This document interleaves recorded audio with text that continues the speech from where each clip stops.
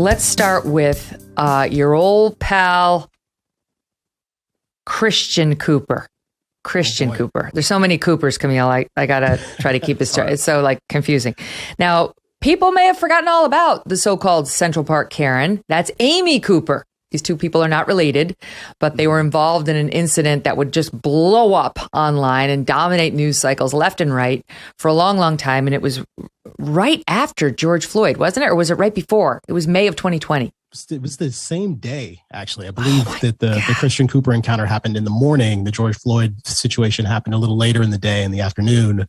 Interestingly, the Christian Cooper story was kind of the bigger of the two stories initially. I think it was, I'm trying to remember who, I think it was Gayle King, who kind of talked about these two stories, the Christian Cooper Central Park story and George Floyd, and said, it seems like it's open season on Black men, the fact that these two things are happening simultaneously. Oh, wow.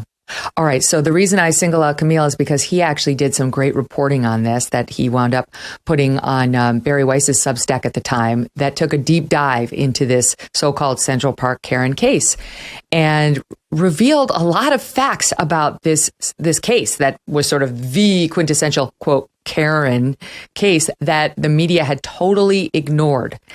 And now there's an update in, remember, this is birdwatcher Christian Cooper, who was confronted by this. Well, he confronted this woman, Amy Cooper. Christian Cooper, the birdwatcher, was Black. Amy Cooper, the dog walker, was white. She was there with her dog. He was mad. Her dog was in the ramble, off the leash.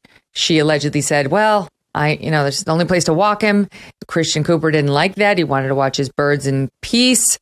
And just to remind people, here's a bit of the original video that went viral that was taken by Christian Cooper midway into his confrontation with the so-called Central Park Karen. We'll get to that in a second. Listen, watch. There is an African-American man. I am in Central Park. He is recording me and threatening myself and my dog. And I'm sorry, I can't hear you either. I'm being threatened by a man in the ramble. Please send the cops immediately. Now, she had, in fact, been threatened by him. He had threatened to hurt her dog, or at least that's how it sounded. But there's more to the story. And I'll just start by this, Kmele. And I know you've done a great deep dive on this. The problem, as I saw it for Amy Cooper at the time, was not that she described him as an African-American male to the 911. It was that she told him before she called 911, I'm going to call and I'm going to tell them I'm being threatened by an African-American male. That is what made a lot of people say, well, that's different. That's different because it had the feeling of, what might happen when the cops get here. And you, this white lady, are saying, the African-American male is threatening me. And you seemed to unnecessarily to him inject race in it. So I'll let you take it from here with the update and your reporting.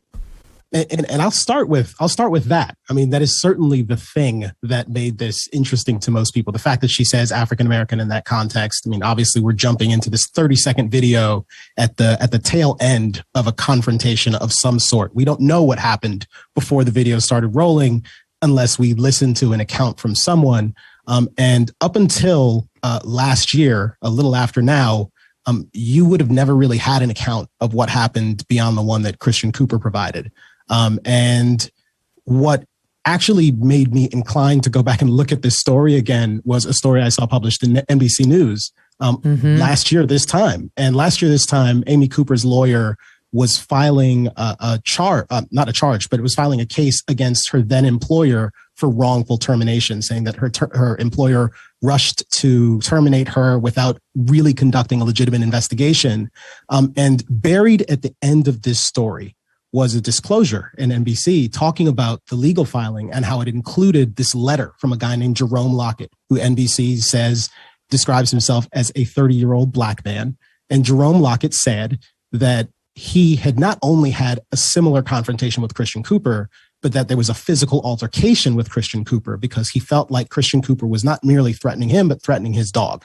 And the same NBC story says that NBC spoke to Jerome Lockett at the time. They conducted an interview with him, but they never go on to explain why it took them a year to publish the gentleman's name and mention the fact that there were these previous altercations. And that made me want to know a little bit more about what happened with Jerome Lockett, if there was anyone else, and if there might be additional details of this story that had been sat on by other journalists.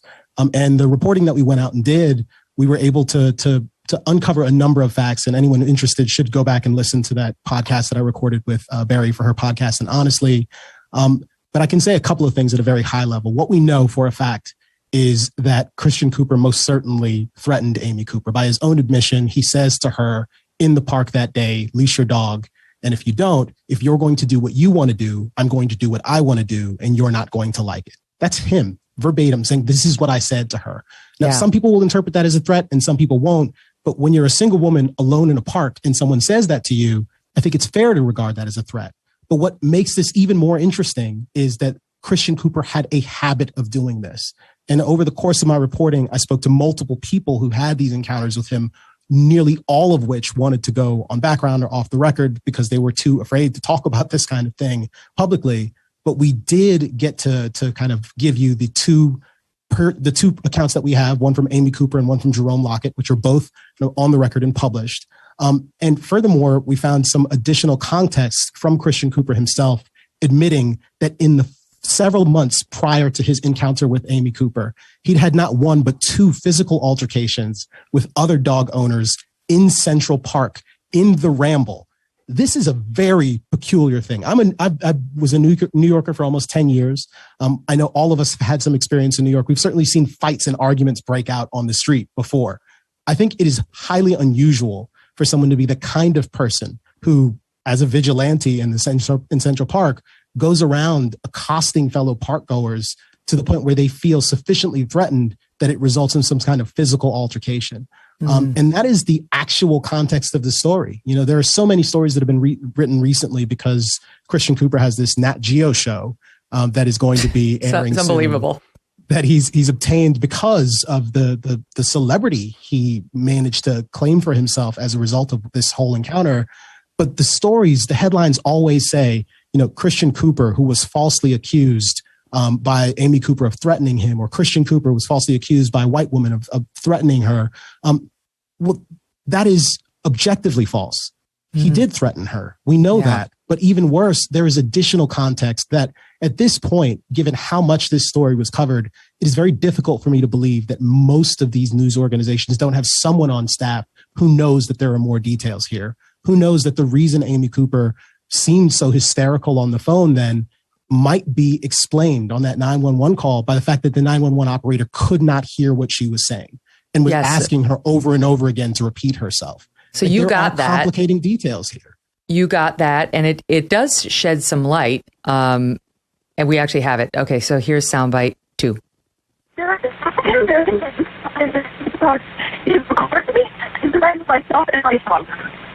Ma'am, I cannot hear anything. The phone is breaking up really bad. I'm sorry, I can't hear you there.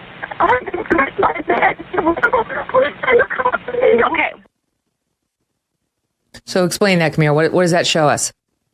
I think what it shows us is that rather than this being a woman who, you know, you can only see one side of the conversation, who seems to be getting increasingly agitated as though there's a kind of performance taking place, it's at least feasible to believe that if that encounter before the camera started rolling was sort of sufficiently hostile and aggressive from Christian Cooper's standpoint, or from Christian Cooper, then Amy Cooper's response when she's calling for help, becoming increasingly hysterical, might have something to do with the fact that the people she's calling for help aren't actually able to come right away.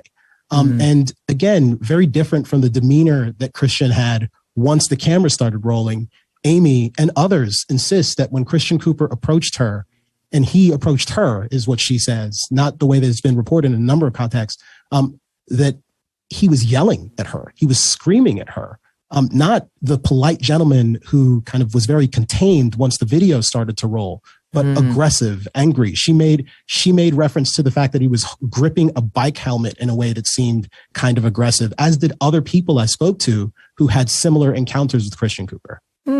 Right. Now, the media's totally lionized this guy. It's amazing he has a Nat Geo special. Of course he does, naturally. And because there can't be two sides to a story involving Central Park Karen. Like, she was the start of it all. And therefore, the narrative must be upheld. And if her life has to be ruined and thrown away, so be it. I mean, she's now, I understand, like, left the country. She's looking for a new country to live in where they don't even speak English. So there's absolutely no knowledge of this for her. And in the exchange, as recited by Christian Cooper, he said that he made the threat. It's clearly a threat. He said, look, you're going to do what you want. I'm going to do what I want, but you're not going to like it. And she said, what's that? And he said to her dog, come here, puppy. And she said, he won't come to you. And he said, we'll see about that. Then he writes, I pull out the dog treats I carry for just such intransigence. I didn't even get a chance to toss any treats to the pooch before Karen scrambled to grab the dog. Don't you touch my dog. That's when I started recording with the iPhone and when her inner Karen fully emerged and took a dark turn. Okay, so obviously this guy's tightly wound and he's got problems of his own. But I go back to Kmele and I appreciate the full context of all the stuff, but like, and you can explain it. Maybe you can just say, maybe she's just a very descriptive talker, but like, I just can't imagine myself looking at a man in this situation and say, I'm going to call the cops and I'm going to say an African-American man is threatening me. Like, that is so loaded. I feel like that's what a lot of us were responding to when we recoiled and watching that tape. And I can appreciate that. And I think where I've landed on this is I can speculate about what Amy might have meant. And she does provide some context herself for what she insists that she meant in that moment and why she said it that way. But I can only speculate about it. Maybe she meant something nefarious by it. Maybe she was just kind of reaching for something she thought might frighten someone who was scaring her. But what I know is that the situation is infinitely more complicated and nuanced than many of the reports that have been published about this story suggest. And it's worth remembering. I mean, we're in New York City right now. This is one of the most extensively covered stories of 2020. And now we're still in 2022 and we're seeing new stories written about this. And media organizations, and I think this is really the most important thing, media organizations either systematically avoided covering the more complicated details or they omitted it from their coverage in order to satisfy a particular narrative. Black Rifle Coffee Company is a veteran-founded company serving premium coffee to people who love America. They develop their explosive roast profiles with the same mission focus learned as military members serving this great country of ours. Black Rifle Coffee imports high-quality coffee beans from Colombia and Brazil, and they roast them 5 days a week at their facilities in Manchester, Tennessee, and Salt Lake City, Utah, which means you get the freshest coffee possible, no matter where you live. Enjoy the awesome packaging and unique flavors like Silencer Smooth, Lava Panther, and all of them sound so cool, and they are delicious. The best way to enjoy Black Rifle's freedom-filled coffee is with the Black Rifle Coffee Club. When you join the club, you see, your brew of choice is roasted, it's packaged, and it's shipped free to your door on your schedule. Not only do you save a trip to the store, you receive special discounted pricing on roasts, you gain access to exclusive products, partner discounts, and you get to be part of the coolest club on the planet. The most important piece of it is you can get the mugs, which are my favorite mugs. I love them. They're just the right size. They have cool designs. It's a win-win situation. Buy at blackriflecoffee.com. Use the code MK at checkout for 20% off your purchase and your first coffee club order. blackriflecoffee.com/MK. Use that code MK, please. Black Rifle Coffee is America's coffee. Hey, thanks so much for watching. If you like what you just saw, hit the subscribe button for more clips and full episodes.